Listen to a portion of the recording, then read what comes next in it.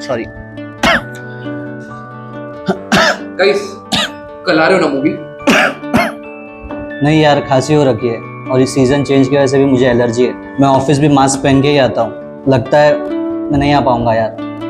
सही है, तू मत आ। तेरी डरावनी खांसी सुन के पूरी मूवी का मूड खराब हो जाएगा और रोमांटिक सीन्स को भी डरावना बना देगा। रवि, तू टेंशन मत ले, तू खो खो ले, फिर तेरे को मूवी आने से कोई नहीं रोकेगा। ये डस्ट, पोलन, सीजनल एलर्जन से होने वाली खांसी से तेरे को जल्द राहत देगा। Fun mode on thanks to kho खो।